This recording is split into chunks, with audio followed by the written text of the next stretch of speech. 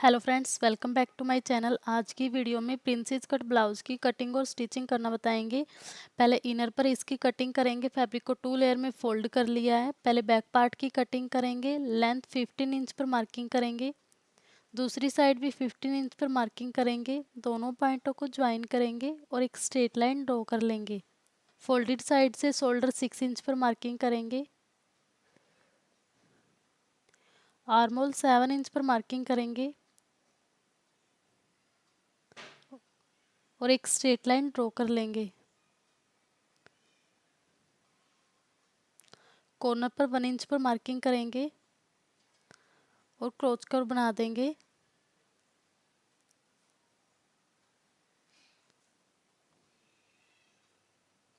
अब यहीं से फिटिंग की मार्किंग करेंगे। जैसे फिटिंग है 36 इंच, तो उसको 4 से डिवाइड करेंगे तो 9 इंच पर मार्किंग करेंगे।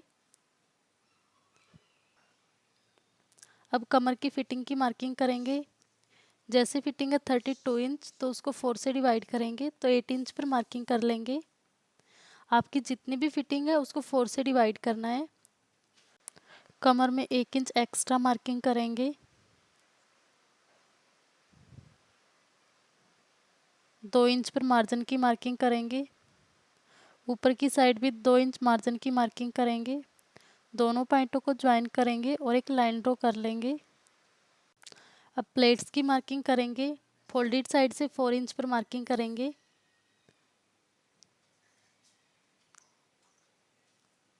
मार्किंग पर टेप रखेंगे और ऊपर की साइड 4 इंच पर मार्किंग करेंगे। अब मार्किंग से दोनों side half half inch marking करेंगे। मार्किंग से इस साइड हाफ इंच करेंगे और दूसरी साइड भी हाफ इंच मार्किंग करेंगे। अब इस मार्किंग को दूसरी वाली मार्किंग से मिलाएंगे और एक क्रॉस लाइन ड्रॉ कर लेंगे। दूसरी साइड भी दोनों पॉइंटों को ज्वाइन करेंगे और लाइन ड्रॉ कर लेंगे। नेक विड्थ 3 इंच पर मार्किंग करेंगे। बैक नेक 9 इंच पर मार्किंग करेंगे। एक बॉक्स बनाएंगे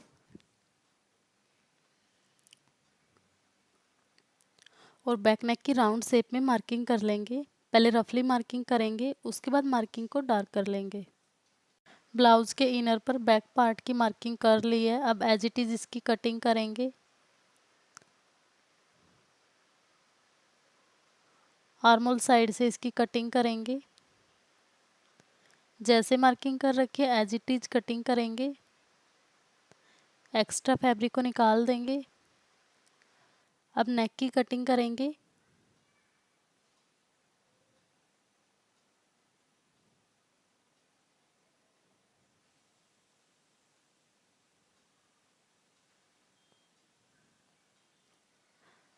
अब बॉटम साइड से इसकी कटिंग करेंगे।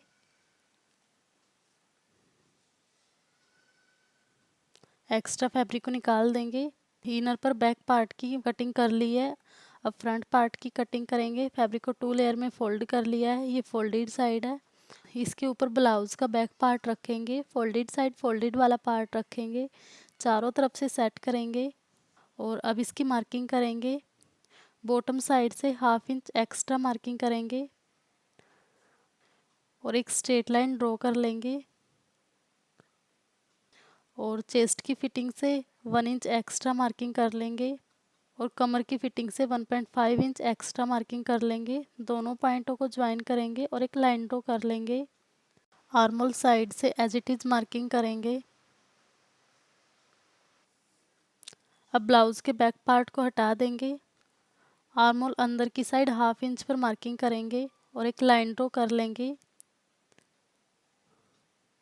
फ्रंट आर्मोल की मार्किंग कर ली है। अब फ्रंट प्लेट्स की मार्किंग करेंगे। फोल्डेड साइड से 4 इंच पर मार्किंग करेंगे। लेंथ 4 इंच पर मार्किंग करेंगे। अब मार्किंग के दोनों साइड 1-1 इंच पर मार्किंग करेंगे। मार्किंग के दोनों साइड 1-1 इंच पर मार्किंग कर ली है। अब दोनों पॉइंटों को ज्वाइन करेंगे और एक क्रॉस लाइन ड्रॉ कर लेंगे। दूसरी साइड भी दोनों पॉइंटों को ज्वाइन करेंगे, क्रॉस लाइन ड्रॉ कर लेंगे। अब आर्मोल के डीप पॉइंट पर मार्किंग करेंगे प्रिंसेस कट ब्लाउज शेप की मार्किंग कर लेंगे इस तरीके से। अब फ्रंट नेक की मार्किंग करेंगे। फोल्डेड साइड से 3 इंच पर मार्किंग करेंगे। लेंथ 6 इंच पर मार्किंग करेंगे। एक बॉक्स बनाएंगे और फ्रंट नेक की राउंड शेप में मार्किंग कर लेंगे। पहले रफली मार्किंग करेंगे, उसके बाद मार्किंग को डार्क कर लेंगे। ब्लाउज के फ्रंट पार्ट की मार्किंग भी कर ली है। अब एज इट इज़ इसकी कटिंग करेंगे। पहले बॉटम साइड से इसकी कटिंग करेंगे। एक्स्ट्रा फैब्रिक को निकाल देंगे। अब नेक की कटिंग करेंगे।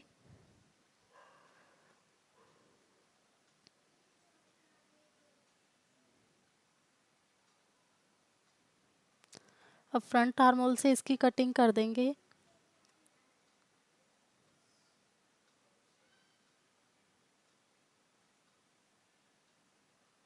एक्स्ट्रा फैब्रिक को हटा देंगे। अब बॉटम साइड से ओपन साइड से 1/2 इंच पर मार्किंग करेंगे और यहाँ से इसकी कटिंग कर देंगे।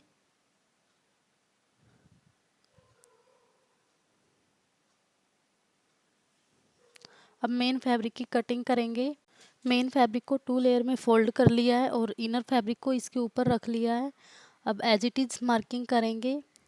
इनर फैब्रिक के चारों तरफ से मार्किंग कर लेंगे और एज इट इज़ इसकी कटिंग करेंगे।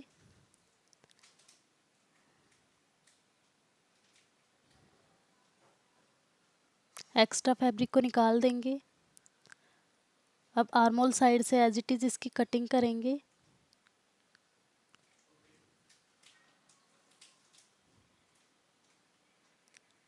अब बॉटम साइड से एक्स्ट्रा फैब्रिक को कट कर देंगे। फ्रंट पार्ट की कटिंग कर लिया है। अब बैक पार्ट की कटिंग करेंगे। बैक पार्ट को भी 2 लेयर में फोल्ड कर लिया है।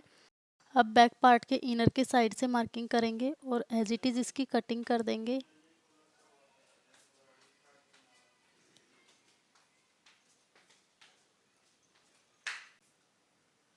सेंटर में कट लगाएंगे। बॉटम साइड भी सेंटर में कट लगा लेंगे। ब्लाउज के फ्रंट पार्ट और बैक पार्ट दोनों की कटिंग कर ली है। अब स्लीव्स की कटिंग करेंगे। लेंथ 5.5 इंच ले ली है और विड्थ 11 इंच ले ली है। स्लीव्स की बॉटम साइड से 7 इंच पर मार्किंग करेंगे और आर्म होल साइड से 9.5 इंच पर मार्किंग करेंगे।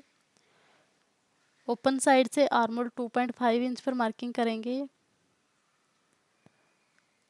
और इस तरीके से दोनों पॉइंटों को ज्वाइन करेंगे और आर्म होल की शेप दे देंगे। अब एज इट इज़ इसकी कटिंग करेंगे।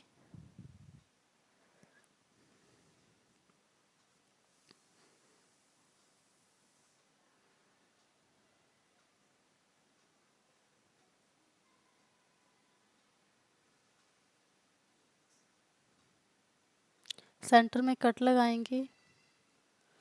एक साथ दोनों स्लीव्स की कटिंग कर ली है।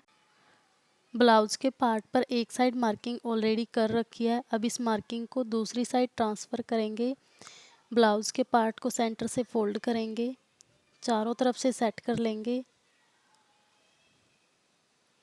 और मार्किंग के ऊपर हैंड से प्रेस करेंगे। अब इसको ओपन करेंगे तो दूसरी साइड भी सेम मार्किंग आ गई है। अब इस मार्किंग को डार्क करेंगे।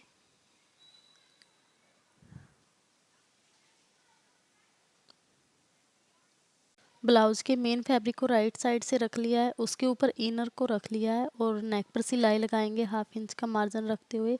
सेम बॉटम साइड भी सिलाई लगा लेंगे फिनिशिंग के साथ। मेन फैब्रिक के ऊपर इनर अटैच कर लिया है और नेक पर और बॉटम साइड सिलाई लगा लिया है। अब एक्स्ट्रा फैब्रिक को कट कर देंगे। नेक की साइड से 1/2 इंच का मार्जिन रखेंगे और नेक की साइड से एक्स्ट्रा फैब्रिक को कट कर देंगे। सेम तरीके से ब्लाउज के फ्रंट पार्ट को भी रेडी करेंगे। अब इसमें छोटे छोटे कट्स लगाएंगे। सिलाई को बचाकर इसमें कट लगाएंगे।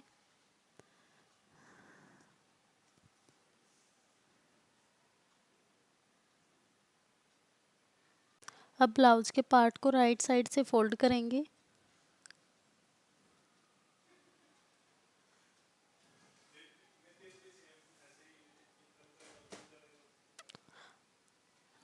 ब्लाउज के पार्ट को राइट साइड से फोल्ड कर लिया। अब इसके नेक पर और इसके चारों तरफ सिलाई लगा देंगे फिनिशिंग के साथ। ब्लाउज के बैक पार्ट पर, नेक पर और फिनिशिंग के साथ सिलाई लगा ली है। इस पर इनर अटैच कर लिया है। सेम तरीके से ब्लाउज के फ्रंट पार्ट पर भी इनर अटैच कर लिया है। अब ब्लाउज के फ्रंट पार्ट को उल्टी साइड से फोल्ड करेंगे। ब्लाउज के फ्रंट पार्ट की प्लेट्स में सिलाई लगाएंगे। जैसे मार्किंग कर रखी है इसके साइड से सिलाई लगाएंगे। मैंने ये फ्रंट पार्ट ले लिया है और इसको इस तरीके से फोल्ड करेंगे और जो साइड मार्किंग है वहाँ से सिलाई लगाना स्टार्ट करेंगे। अंदर वाले फैब्रिक को सेट करेंगे।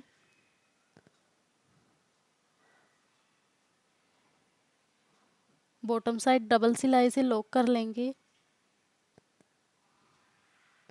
और जैसे मार्किंग कर रखी है एज इट इज़ सिलाई करते जाएंगे।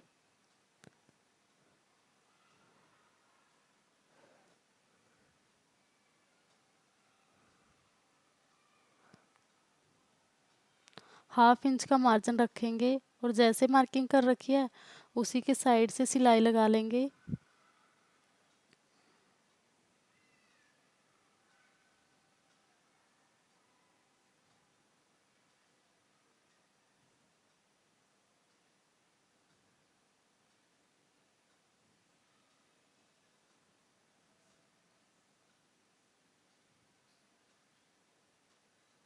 ब्लाउज के फ्रंट पार्ट की प्लेट्स में दोनों साइड फिनिशिंग के साथ सिलाई लगा ली है।